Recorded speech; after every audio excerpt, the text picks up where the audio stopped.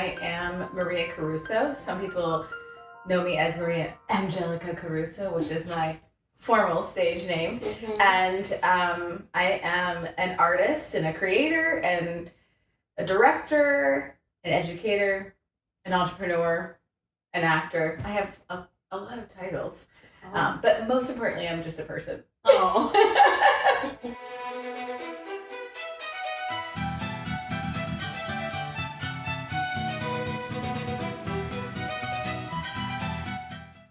I grew up in Pittsburgh, Pennsylvania. My parents, most of my life, were separated and divorced. And my mom lived in the country, on the outskirts of Pittsburgh, about an hour away in a little town called Rural Valley. We don't have a stoplight. And my father lived more towards the city, in the suburbs of Pittsburgh. So I spent most of my time kind of going back and forth. So I've got a really broad perspective of life, both urban and city living. You know, my parents got together and were separated a couple of times, which is a very unique situation. And because of that, in my formative years, my schooling changed. So I went to a city school, a private city school, and then I went to a school in the country. I'm very well balanced. I'm a Libra. You got the best of two worlds. Yes, exactly. Yeah. You said your parents divorced and they got back together and then they divorced again. Would you say?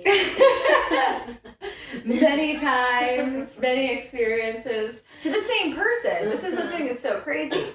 I often say to them, I was like 6 and I was like, people, this is not going to work. You know, I love you, but like, I can tell this is not happening here. Yeah. But you know what? Part of their crazy relationship is what gave me perspective and strength and experience.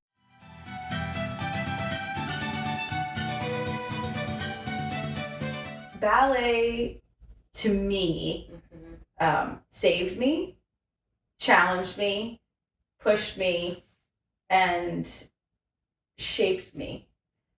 How did your passion for ballet begin? Is it from there? So I always danced, you know, I think since I was like 3, but I went to like a little school at the YMCA, and my teacher was Miss Rita. She was amazing. And I went to school and I danced, which is so funny because this, like, the world has changed so much.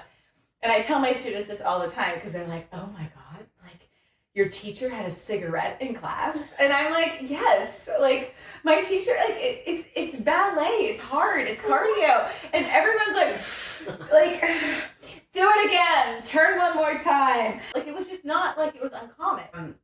I went to a new school called Educational Dance Center, and that's where I met Luba Takamoto. She was my ballet teacher. I had another ballet teacher, Claudia Morris, and Sue Hewitt, who was my modern and contemporary teacher, and they really took me under their wing and shaped me. And they created a safe space for me to express myself. And so I went from like not dancing at all to like 12 hours a week. I was like addicted.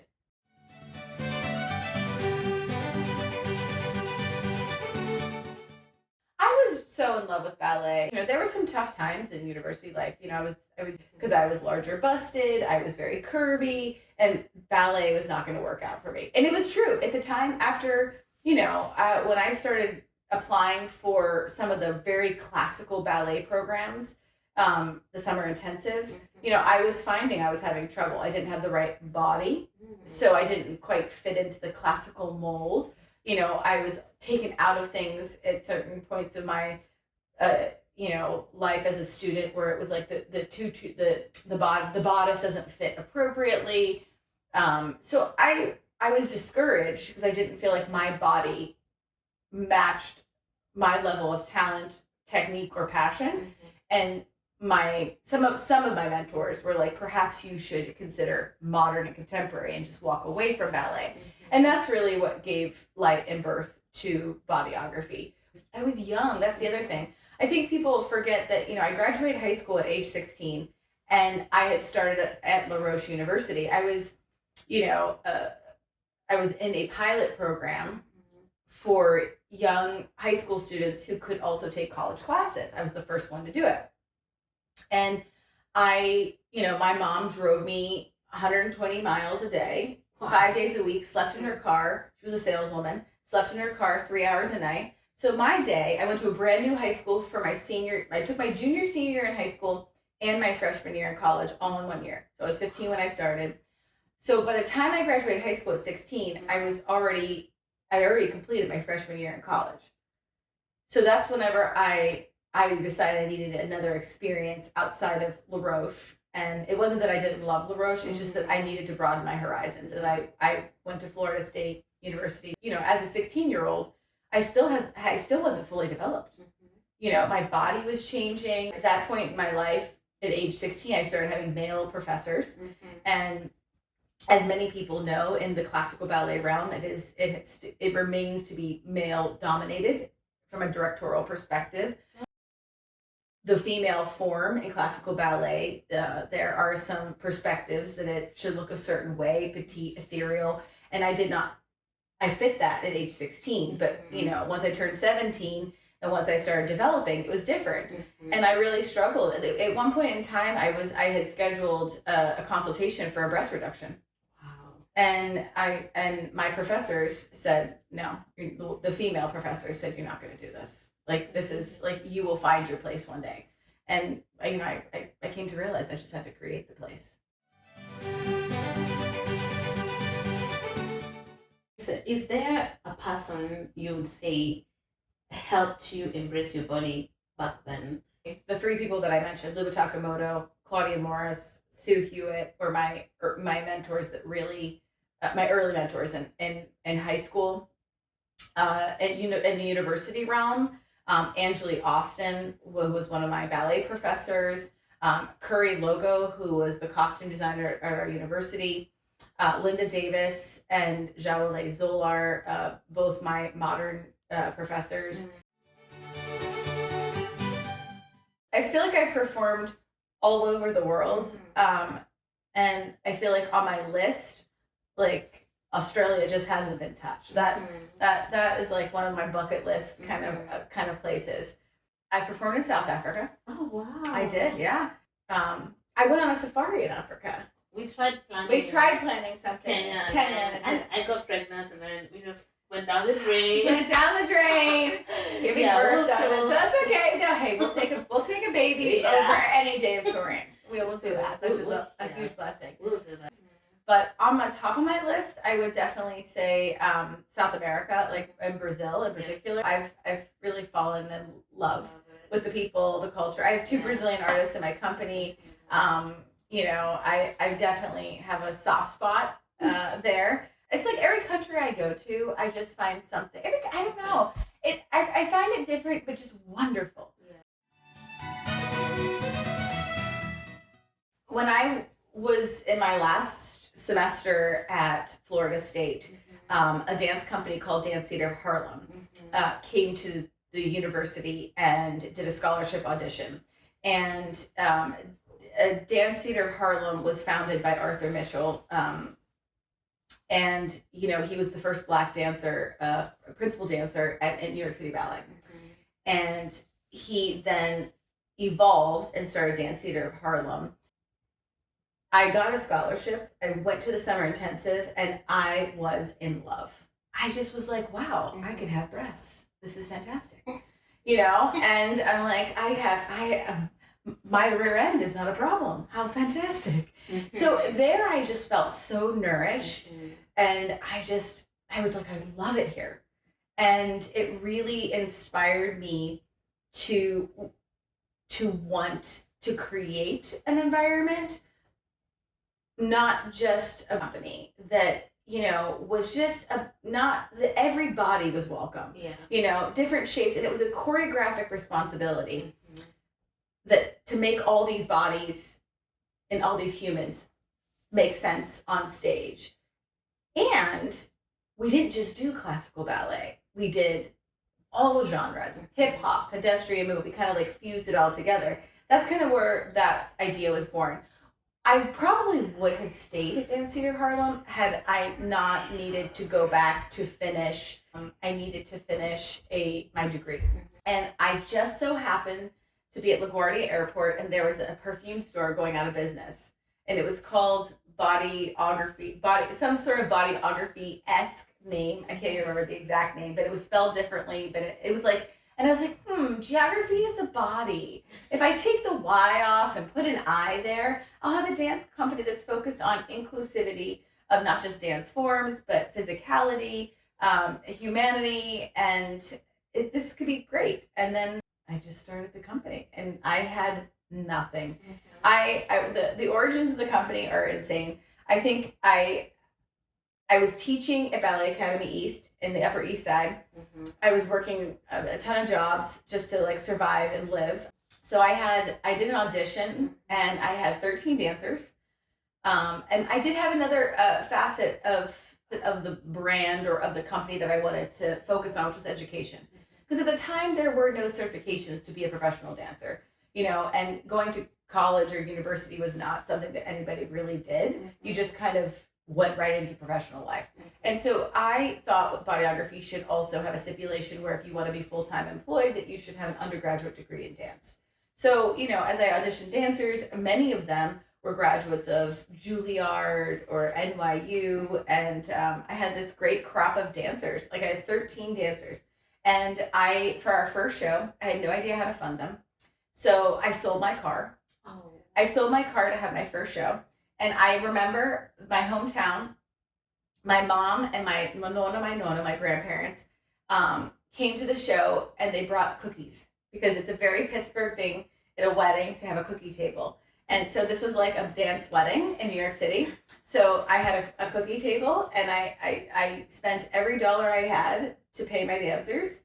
We did a lot of touring, and I realized I couldn't continue to fund the company. So I moved to Pittsburgh and still kept the company in New York. And when I got to Pittsburgh, I just was teaching in Pittsburgh. I didn't have a school or a company in Pittsburgh, but I was teaching and living in Pittsburgh in order to earn enough money to be paying my dancers in New York. And I would go back every 2 weeks. So I did that. And then I realized that I wanted to, own my own school. And I happened to be in Squirrel Hill, and I happened to stumble across a space that happened to be Gene Kelly's first dance studio, and I took it, and then I decided, well, I don't know how to run a dance company that's a nonprofit, and so I think I'm going to need some education, and that's how I ended up going to graduate school for professional leadership and management for nonprofits. Wow. So I was 19 when I sold my car for my first show. I was 20 when I took the company on a tour that I couldn't afford, that I used credit cards for. Wow. That was a disaster. Yeah, cash advance is not a good way to run a business. But when you're 19 and you're not really sure what you're doing, you do crazy stuff. And I'm like, I am going to revolutionize the way people look at ballet. And I maxed out a bunch of credit cards. I took a second mortgage on my mother's house. I did some crazy stuff. And thank God my mother totally believed in me. I've paid back every debt, thank God. I've been very fortunate to do that. So I'm like, yay. Did you ever feel like giving up? Every day. I always, as I do lectures now at different universities, that I'm like, starting your own dance company is so hard.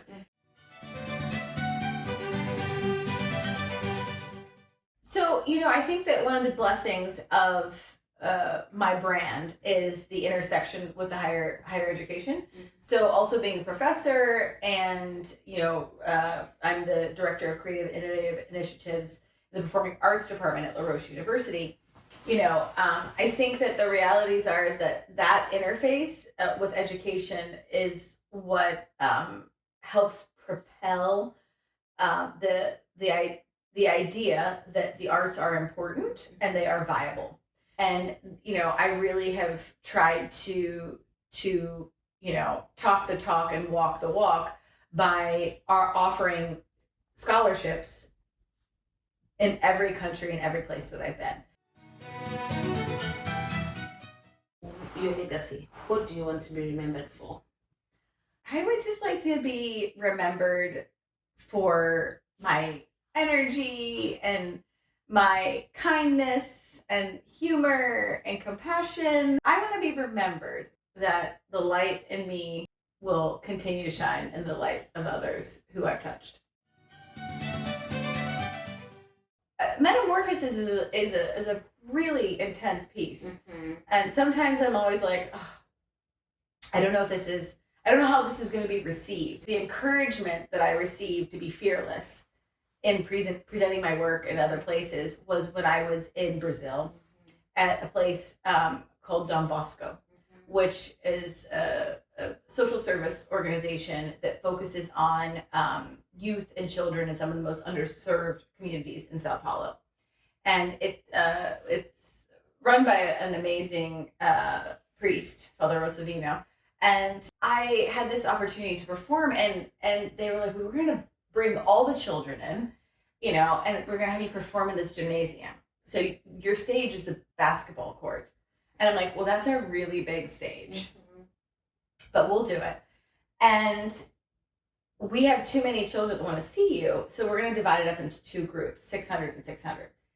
And I saw the children coming in, and, Metamorphosis is the story of a woman that has, experienced so much in her life, and that, she becomes the sum of her experiences. And it touches on some really dark moments. And I thought to myself, as I saw these precious, 5-year-olds coming in, oh my God, this is not appropriate. This is going to scare them. As I was doing my run off Broadway in New York, I had really never seen any kids younger than 8. And while there's no words, and while I don't think it's inappropriate, I thought this is going to scare them. And I had said to my friend, oh my gosh, should I be doing this? I'm not sure. I'm scared. I'm nervous. And I was like, just go with it. And it was interesting, as I was performing, the children that were sitting up front were chattering at the beginning. As if watching me was a little bit uncomfortable. But as the piece progressed, it was pure silence. And at the end, when I came out to bow, I was just like, what kind of response am I gonna get? Is the silence a good thing? Is the silence a bad thing? And these are children that do not speak English. And one by one, the children just ran from the audience and were just holding on to me. And it was the most magical, amazing experience of my entire life. It just makes me emotional thinking about it. And it was so crazy because it was during COVID, and people were like, I'm sorry, because I didn't have a mask on, and they had masks on, but they were worried that all these children were on holding me. But I was crying. It just more and more kept coming, and they were just all holding me. Yeah. And it was like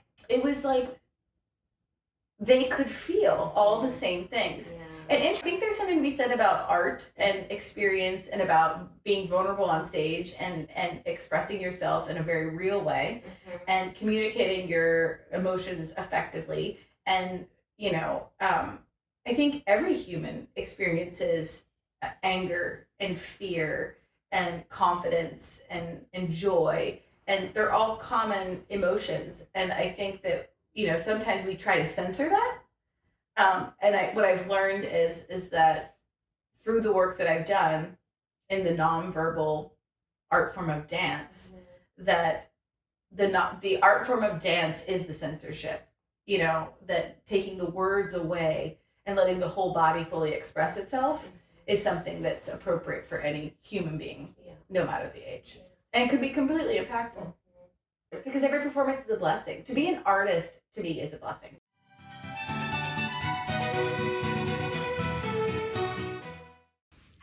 Hello, darlings. Oh, I heard. Is this Sharon? Sharon's cup of tea. Oh my God. How fabulous. Oh, I'm sure Maria's told you all about me. I am Eloise Lapois. Welcome to my humble abode. I was just heading out for a cup of tea. Who knew you were here? I hope you had a wonderful time interviewing Maria. I'm heading off now for my own cup of tea. I'm going down to Wexford. I hope you have a lovely day, ladies. Ta-ta! Thanks for watching. Please give my videos a thumbs up, as it really helps grow this channel. Remember to subscribe, and see you next week.